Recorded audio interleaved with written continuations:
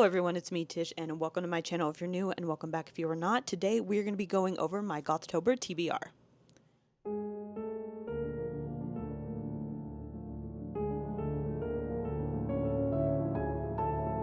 Like I said, we're going to be doing my TBR for Gothtober, which I'm very excited about.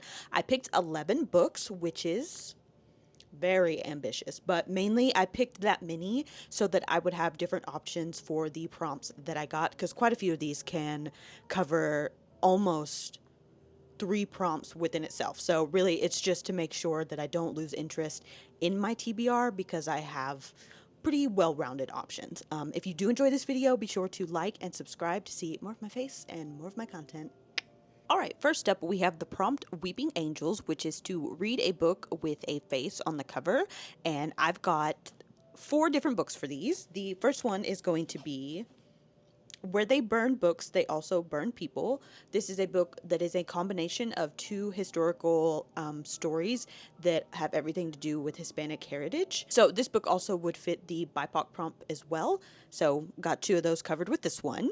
Another book that is going to be covered for this prompt is Victorian Psycho by Virginia Feito. I talked a little bit about this one in my last video, so I'm super excited to get to this one. The next book we have is going to be Goddess of Filth by V. Castro. This one also fits the BIPOC rep.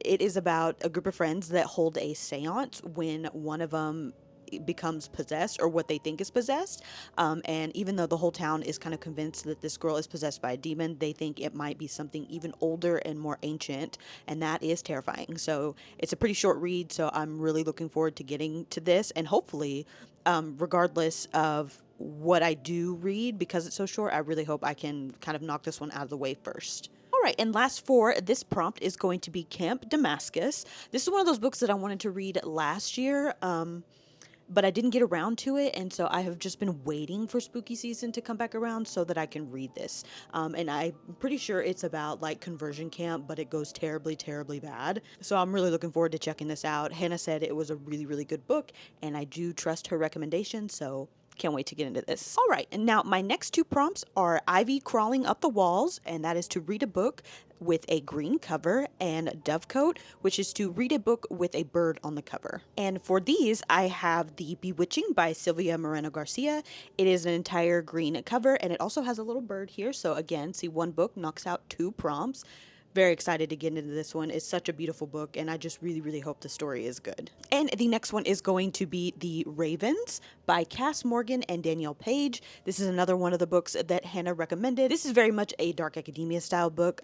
It is about a sorority that isn't just a regular sorority, they are witches. There's this haunting power that is threatening the campus, so they're all gonna have to kind of band together to kind of beat this power out. This sounds right up my alley, and I haven't read anything kind of witchy in a while, so definitely into seeing what this is about. Alright, the next one is going to be Crypt Keeper, and that is to read a book with an unsettling character.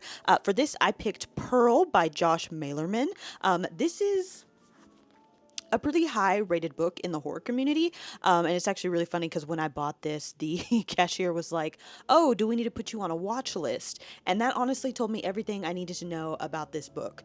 And I don't know too much about it, but I'm totally okay with that. I only know that it has to do with a farm and like a pig that can like talk to one of the people there, but it only talks to him, and it makes him do very messed up things. I am very excited to not be putting this off anymore, and again, it's a pretty short book, so I hope it's one of those that I can kind of get to first. I feel like Victorian Psycho could also fit this prompt as well because the main character is weird, but also I feel like the family is gonna be really weird too, so. Now, the next 2 prompts are going to be Vaulted Ceilings and Jester's Puppet. Vaulted Ceilings is to read a book that I have high expectations for, and Jester's Puppet is to read a book where manipulation is a main theme in the story.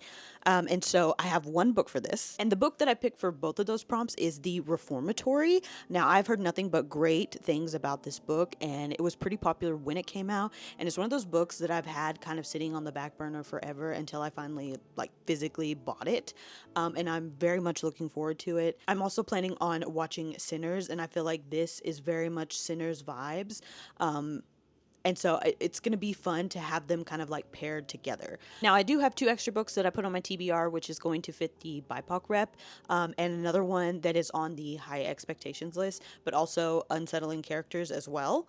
And that is going to be Nosferatu or Nosferatu, still not sure how you pronounce this, by Joe Hill. This is one of those books that I meant to read last year as well.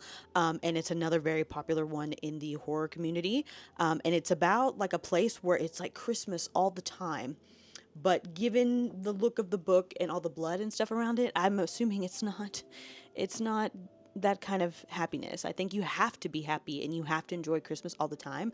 Otherwise, they'll kill you if you don't, which is wild. So yeah, that's one. And the next one is going to be A Woman Is No Man by Etaf Rum. This is a Palestinian author, and I'm looking forward to getting into this. I've had this book and her other book, Evil Eye, on my wish list for a while now, and I was finally able to get both of those. And so honestly, if I can manage to get through both during this time, that would be great. But if not, I think I'm going to save Evil Eye for around November time. So that I can get to both this year. All right, and so that is going to do it for my main TBR for Gothtober. If I manage to pace myself pretty well and get through a lot of the shorter books fairly quickly and then move on to the bigger books, I might add in a couple more books that I just have that I've been waiting to read for spooky season.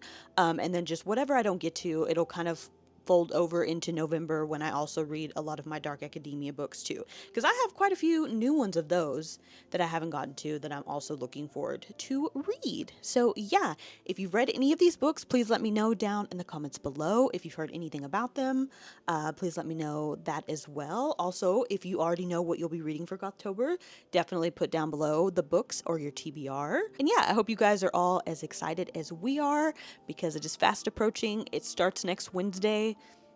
Ugh, so excited. Okay, and I will catch you all in the next video. Bye!